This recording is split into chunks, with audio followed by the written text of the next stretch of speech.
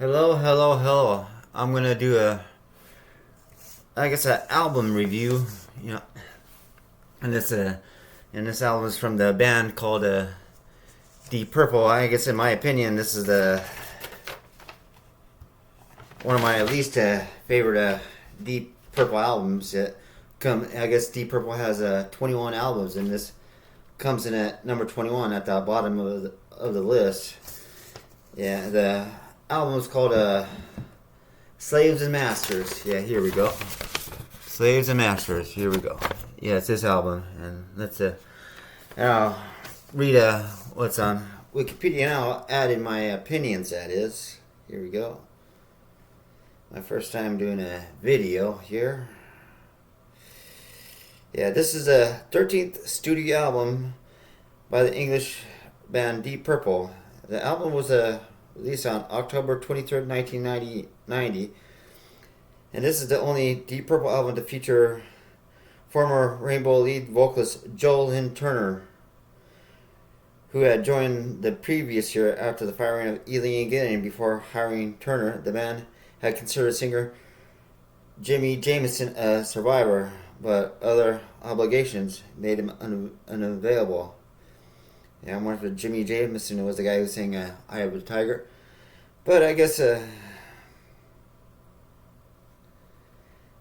Lynn I guess Joel Lynn Turner did one song with Rainbow called "Stone Cold." I like pretty well. That is, you know. That is, you know. That is, yeah. Okay, let's get it. Following its release, Slaves and Master peaked at 87 on the U.S. Billboard 200 chart. In my opinion, only came 21 out of my list, out of the 21 list of Deep Purple albums. The albums dramatically sold below expectation as compared to Deep Purple's previous albums, House of Blue Light, and that's House of Blue Light. It's not all that great album, in my opinion. A little bit one above Slave and Master, which had charted at 34 in the U.S. A song from Slave and Master recorded session was rearranged for the soundtrack of 1990, Fire, Ice, Wind, and Dynamite. Never heard that album. But I guess Jen Lord did not play on the song, which was performed by 4 other members of the Mark V Deep Purple lineup. Okay, I guess despite underwhelming album sales, Deep Purple had a relatively successful tour in support of Slaves and Master in 1991, especially for the band's European leg.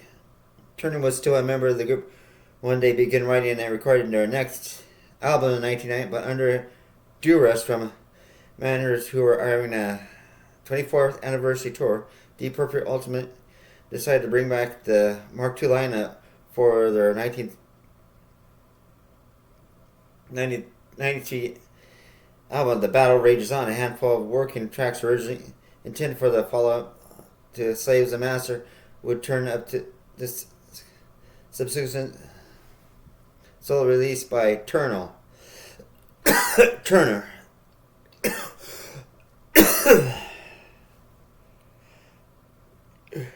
Too Much Is Not Enough had been recorded by Turner for the release follow-up of his first solo album, Rescue, and it was also recorded by Paul Rogers and Kenny Jones Van the Law, but they didn't release it either. Turner original version can be found on the bootleg demos 88 to 91 and the Law version on the Law 2 bootleg. Turner re-recorded the song for his album Hurry Up and Wait, and that was 1998. Yeah, don't know. Okay, I guess this album had two promotional videos. The album was promoted on television with a music video to the song King of Dreams and Love Conquers All, both featuring the band, directed by James Foley. The video for King's Dream was shot at Santa Cruz Beach Boardwalk. I guess that's a Coney Island of the West Coast is a carnival and all that stuff. Be an interesting place to go. and features actress Betsy Lynn George, never heard of her, who had starred in the video Billy Idol's Cradle of Love. Heard of Billy, but I don't know that song earlier that year. The video for Love Conquer All was directed by Storm, formerly of Legend album covers designs of Hypnosis or something like that. I guess that's the videos. I guess that was the highlight of this album. I guess what was it? Yeah, King is a Dream they call it. Yeah, that was the highlight of the video. And then during the live performance of this album, the band played most of the songs from the album on their 1991 World Tour.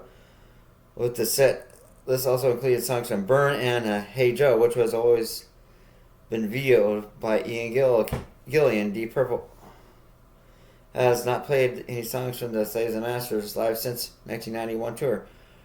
Joel Turner has occasionally performed King of Dreams, The Cut Runs Deep, and Love Conquers All during solo performance. Turner also performed King of Dreams alongside another former Deep member, Glenn Hughes, as part of their set list of the Hughes Turner's project. Don't know much about that. European and Japanese tours in 2002.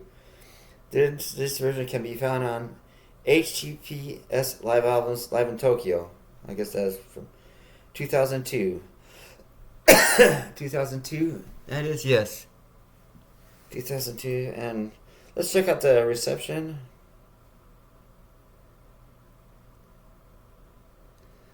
Yeah, on the following industry, Slaves and Masters was met with mixed receptions from critics. AllMusic Alex Henderson gave the album a negative review, saying the songwriting is weak and pedestrian, and most of the time the Once Mighty Purple, who were at least 16 years past their prime. 16 years past their prime. I can't disagree with that. Because,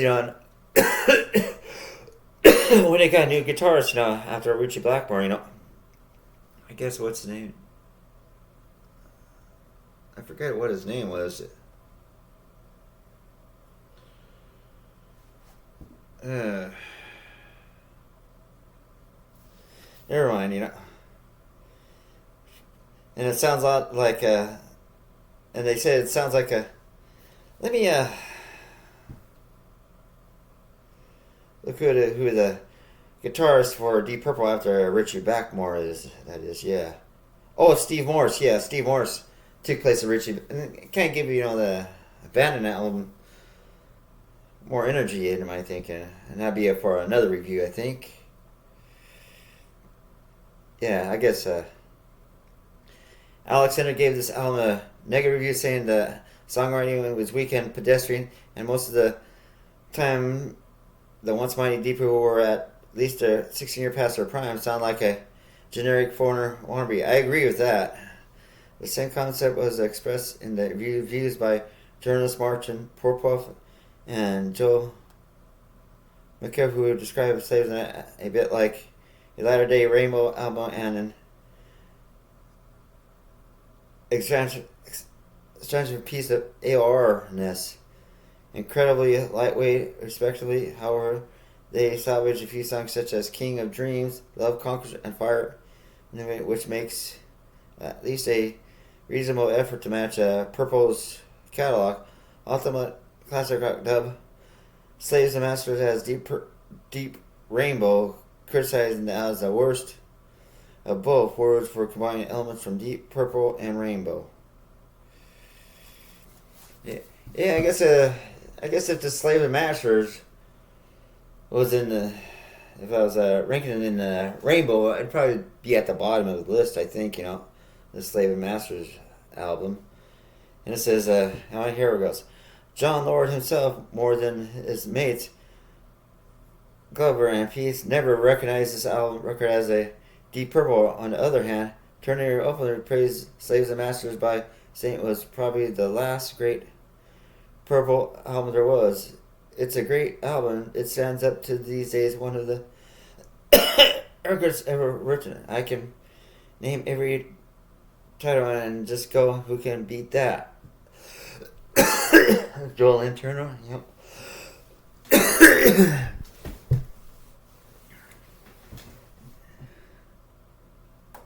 Yeah, I guess this has 9 tracks on the original recording. Recording yet? Yeah. Well, I guess there's a.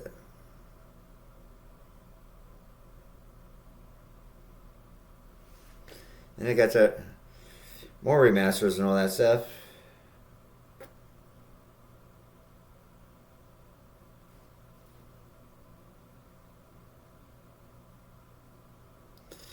And I guess we reached 87 in the U.S. Billboards charts. I guess other countries they did better. Let me see.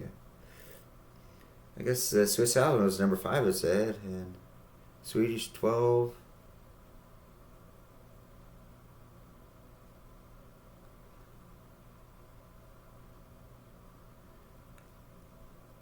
Oh, UK reached 45, yeah.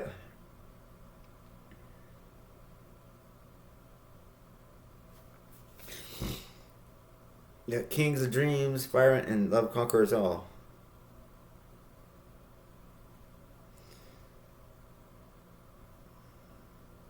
I guess I won gold in Japan and gold in Switzerland is what it says, Certified 100,000 sales and Switzerland 25,000. That's all. Okay, I guess that's all for my review for the Slave and Master video of today, and hopefully this will be my first YouTube video, and everybody have a good day. And I'll probably come out with another album review again, and that'll be it for now.